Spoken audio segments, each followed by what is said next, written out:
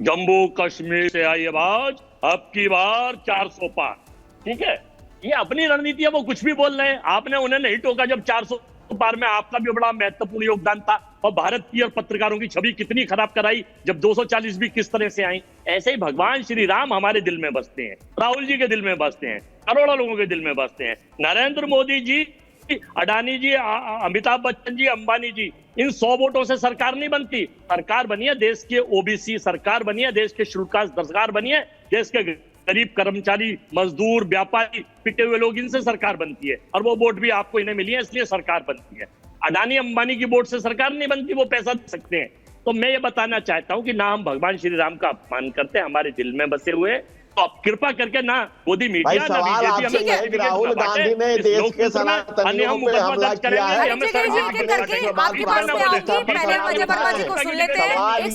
एक सेकंड धनंजय गिरी जी, पहले उनको अपनी बात पूरी करने दीजिए, फिर आपसे काउंटर इस पर लेंगे रिएक्शन। नहीं, प्रश्न कुछ है, जवाब कुछ दे रहे हैं। सवाल आप क्या कर रहे हैं, जवाब क्या दे रहे हैं? अजय वर्मा जी, आपको शायद सवाल समझ नहीं आया है। आपको सवाल थोड़ी आसान भाषा में हम समझाते हैं, फिर से दोहराते हैं। क्या राहुल गांधी 100 करोड़ सनातनियों से, हिंदुओं से माफी मांगेंगे अपने बेतुके बयान के लिए या नहीं? क्योंकि उस राम मंदिर में जब प्राण प्रतिष्ठा हो रहा था, कोई डिस्को नहीं चल रहा था, कोई ऐसा नाच गाना नहीं चल रहा था, भजन कीर्तन चल रहा था। और बताइए उनको कि भजन कीर्तन की परिभाषा क्या होती है। नहीं, राहुल जी ने कोई भी ऐसी चीज नहीं कही। उन्होंने हमारे सिद्धांत, हमारे मन में राम बसते हैं, और कब हम घर में रोज पूजा करते हैं, और कब हमें दर्शन करने जाना है, कृपा कोई तय ना करे, ना नरेंद्र मोदी तय करे, ना भाजपा के प्रोपोगंडिस्ट और इनके एजेंटिस्ट तय करे, ना आप तय करें कि हमें कब जाना। हम दर्शन करते हैं, हम रोज पूछते हैं, भगवान हमारे करोड़ों लोगों के मन में है। यानी कि आपने ठान लिया है कि आप जो सवाल पूछा जाएगा उसका जवाब नहीं देंगे, आप गोलमोल तरीके से बातें करेंगे, घुमाएंगे, जैसा कि राहुल गांधी करते हैं, जो बोलते हैं कि श्री राम बोलो और भूखे मर जाओ, जो बोलते हैं जो लोग मंदिर जाते हैं फिर बसों में लड़कियों को छेड़ते हैं। आपने सुने तो होंगे ना क्या कुछ बयान देते हैं। आपके पास में आती हूँ बीजेपी के प्रवक्ता धनंजय गिरी जी, ये किस तरह की बातें कर रहे हैं? क्यों बार बार सनातनियों का अपमान किया जाता है? क्या चुनाव है इसलिए तुष्टीकरण की राजनीति करो और एक तबके को वोट बैंक को सेट कर लो? धनंजय गिरी जी, बहुत स्पष्ट है कि वंश बदल गई, जात बदल गई, अब आया है गोत्र। और दादा लेटे सिमेट्री में और अपमान करेगा पौत्र। जिसके दादा कब्र में लेटे हुए यहीं इलाहाबाद में, वो सनातन पे बोलेगा, क्योंकि दूसरे पर बोलेंगे तो उनका नेशनल एंथम बन जाएगा। वो बजा देंगे कि गुस्ताख रसूल के 21,000 सरतन से जुदा, सरतन से जुदा, व्यक्तिगत टिप्पणी मत करिए, बजा देंगे वो। इसलिए सनातनियों पे लगातार कांग्रेस का, राहुल गांधी का ये हमला, ये दिखाता है कि कांग्रेस तुष्टीकरण की राजनीति करती है, और तुष्टीकरण के लिए कांग्रेस किसी भी हद तक। तारिक खान जी, मैं आपके पास आना चाहूंगी, समाजवादी पार्टी के प्रवक्ता हैं। राम की भक्ति के बारे में बताएंगे, किसी भी हद तक गिर सकती है। धनंजय गिरी जी, ठीक है, मैं आपके पास आऊंगी। तारिक खान जी, आप ये बताइए, क्या आप भी, चूंकि आप इंडिया अलायंस का हिस्सा हैं, क्या आप भी कांग्रेस के इस बयान से सहमत हैं? वो अयोध्या जहां की जनता ने आपको जिताया है, चुनाव में आपको मत दिया है, अवधेश प्रसाद को वहां पर चुना है, क्या आप भी इसके बाद भी उस भक्तिमय जगह का जो लेकर एक अजीबोगरीब तरीके की जो टिप्पणी की गई उसमें कांग्रेस का साथ देते या नहीं? सिंपल ये बताइए।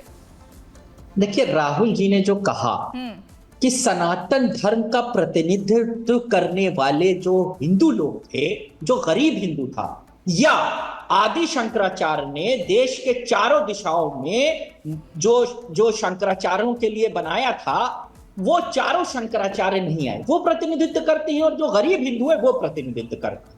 वो वहां पर प्राण प्रतिष्ठा में नहीं दिखा, ये उनका कहने का मतलब था, जो मुझे समझ में आया। इसमें क्या गलत है?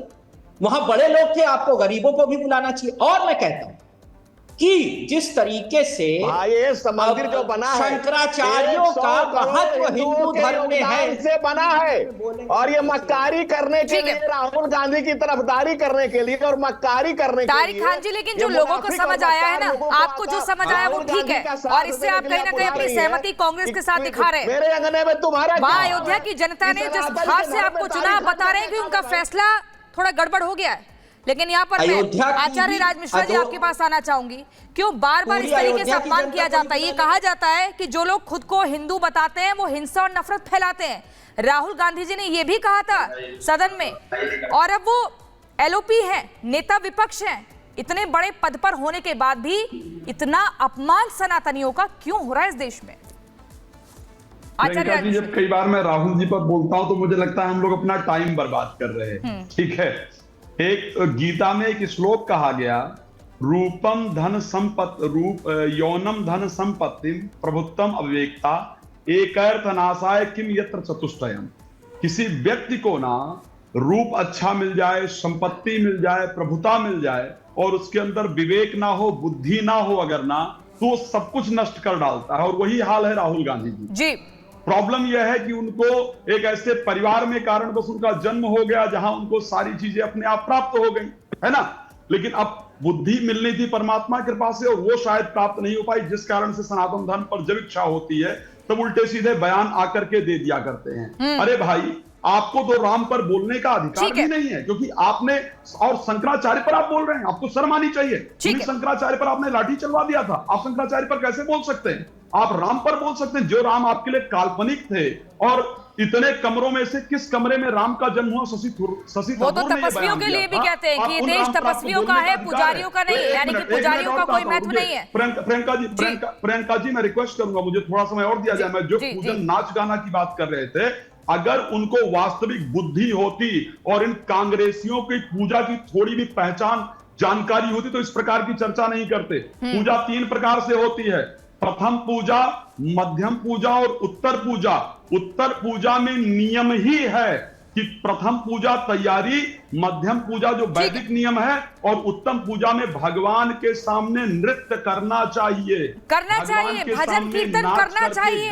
और उसको आज भी लोग करते हैं। महंत राजू दास जी, मीडिया भी वहां पर पहुंची थी, हम भी गए थे, वो तो मीडिया पर भी सवाल उठा रहे कि हाय हाय कर रही थी। वहां पर तो सब तस्वीरें दिखा रहे थे ना कि देखिए भव्य मंदिर बनकर तैयार है, कौन कौन यहाँ पर पहुंचा वो दिखाया जा रहा था। मीडिया पर भी सवाल।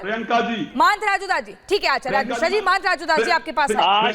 ये राहुल गांधी बोल रहे हैं कि नाच गाना हो रहा था, डिस्को बना दिया इन्होंने, एकदम भक्ति वाले माहौल को, मंदिर को। मुझे नरेंद्र मोदी से लेना देना नहीं। महंत राजू दास जी, पहले तो सबको जय श्री राम। सभी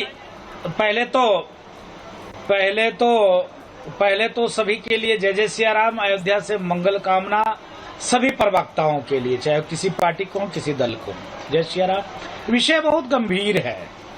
मुझको लगता है कि राहुल गांधी जी अब हल्के व्यक्ति नहीं रहे हैं, विपक्ष के नेता हैं ऑथराइज रूप से। विपक्ष का नेता अगर कुछ बोल रहा है तो पूरा विपक्ष बोल रहा है।